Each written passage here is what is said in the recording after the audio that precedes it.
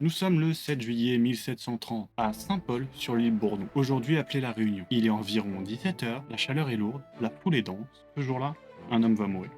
Mais devant la potence, il n'y a pas qu'un seul condamné. Il y a un pirate, un homme traqué pendant des années, une légende de l'océan Indien. Son nom, Olivier Levasseur, mais connu sous un autre nom, la Buse. Dans quelques minutes, son corps balancera au bout d'une corde, mais son histoire ne s'arrêtera pas là, parce que, au moment de mourir, cet homme va laisser derrière lui un mystère toujours pas résolu.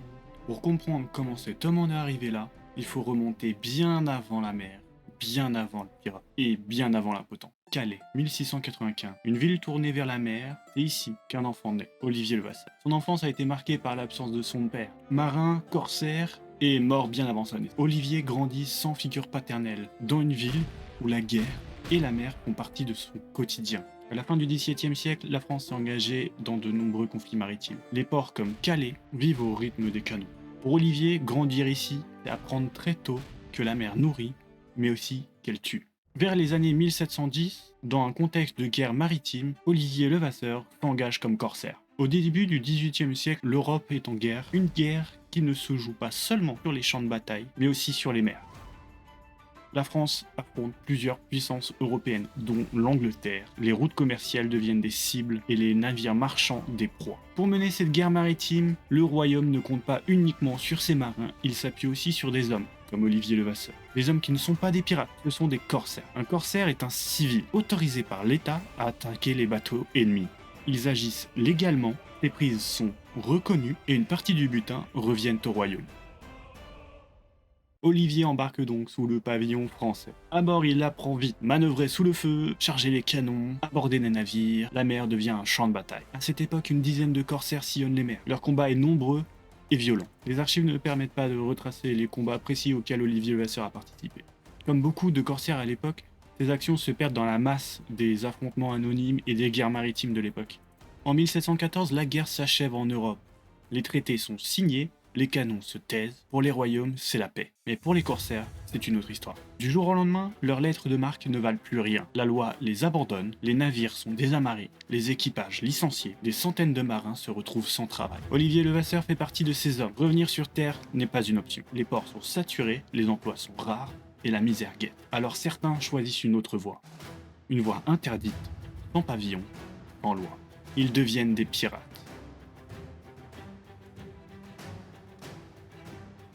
Les sources ne décrivent pas le moment précis où Olivier Levasseur devient pirate, et on ignore comment il a obtenu son premier navire, ni combien d'hommes l'accompagnaient. Mais à cette époque, une chose est sûre, pour Olivier Levasseur, ce n'est pas une rupture brutale, c'est une continuité comme beaucoup d'autres. Mais cette fois, sans autorisation. Et bientôt, l'océan Indien va devenir son nouveau terrain de chasse.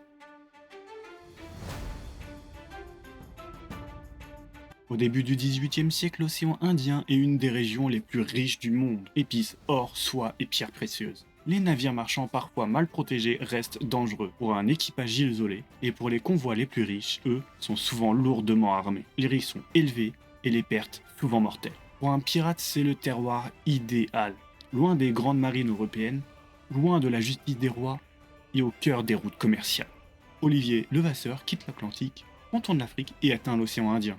Dans l'océan Indien, la piraterie se pratique jamais seule. Les navires sont trop grands, les proies trop bien défendues, le risque est trop élevé, les pirates s'organisent, ils s'allient et se créent des groupes. Car dans l'océan Indien, les pirates ne survivent pas seuls. Les distances sont immenses, les tempêtes sont imprévisibles et les proies parfois dangereuses.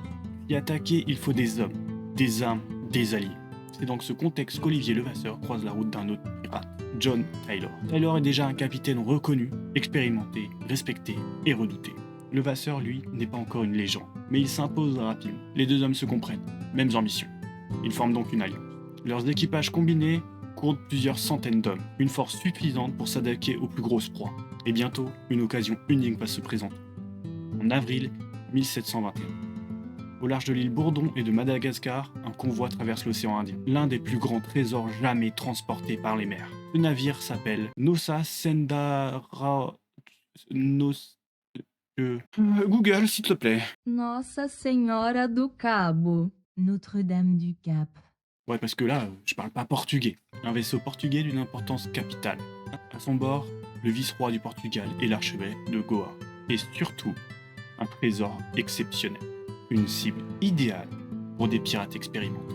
Et ce navire est endommagé gravement à cause d'une tempête. Il est obligé de ralentir, le rend incapable de se défendre correctement, lui fait même perdre une partie de son escorte. Une cible idéale pour des pirates expérimentés. Taylor et Levasseur repèrent la proie.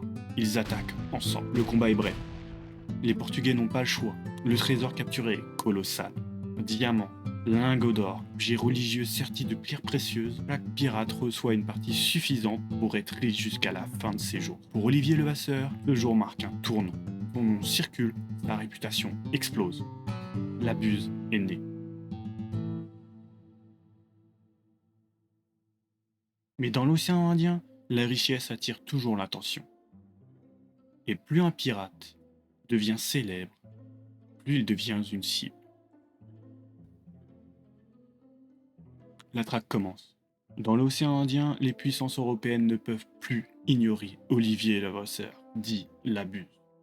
Le Portugal, la France, l'Angleterre veulent sa tête. Les routes commerciales sont menacées, les pertes sont énormes et la pression monte. Les pirates deviennent des proies.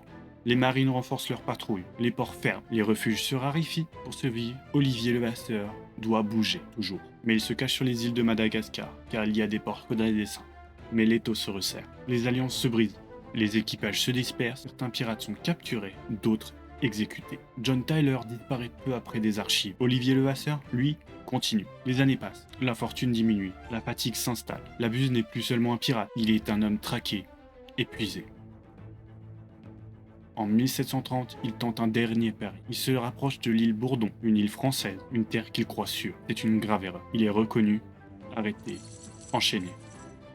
Cette fois, il n'y aura pas de fuite. Le 7 juillet 1730, à Saint-Paul, sur l'île Bourdon, Olivier Levasseur est condamné à mort. Mais juste avant de mourir, il fait quelque chose d'inattendu. La potence se dresse sur la place, une structure simple, en bois brut, une corde. Olivier Levasseur apparaît. Il a environ 35 ans, le visage marqué, le regard calme. Devant lui, une foule. Le bourreau ajuste la corde. On lui demande s'il y a quelque chose à déclarer. Il ne tremble pas. Il fouille dans ses vêtements. Il sort un parchemin, un papier couvert de symboles, des lettres, des signes, un code. Il s'avance au bord de l'échafaud, lance le parchemin vers la foule, puis d'une voix haute déclare « Mon trésor, à qui saura le prendre ?» En une seconde, la place s'agite. Quelques personnes essaient de récupérer le parchemin. Le bureau n'attend pas. Olivier Levasseur est pendu. Le corps se balance. La foule se disperse, mais le parchemin, lui, commence sa propre histoire. Un message codé, laissé par un pirate juste avant de mourir. Près de 3 siècles plus tard, personne n'a encore réussi à le déchiffrer. Encore aujourd'hui, plusieurs équipes affirment être proches de la vérité. J'espère que cette vidéo vous aura plu, elle est un peu différente, ça parle d'histoire, j'espère que j'ai quand même bien présenté les trucs. J'ai mis beaucoup de temps à l'écrire cette vidéo, je sais pas comment va se passer le montage encore, parce que je suis en train de la tourner et je suis pas encore en train de faire le montage. J'espère qu'elle vous plaira, c'est un peu différent, ça parle d'histoire. J'aime bien raconter des trucs, j'adore les pirates, enfin, ça se voit je pense. Mais je sais pas. J'avoue que je sais pas du tout ce que vous allez en penser, si vous allez aimer ou pas, mais bon. N'hésitez pas à mettre un petit like et partager si vous avez aimé, ça me soutiendrait beaucoup. Alors essayez de travailler des grosses vidéos comme celle-là, parce que oui, pour moi c'est une grosse vidéo. Ça m'a demandé quand même beaucoup de boulot. Au niveau de l'écriture, parce que en fait, il y a des sources, il y a des archives, mais en fait il n'y a pas tout. Donc forcément faire un storytelling autour de ça, c'est assez compliqué, je veux dire. Bref, n'hésitez pas à liker, partager, j'ai déjà dit. Et puis au revoir, merci d'avoir regardé jusqu'au bout.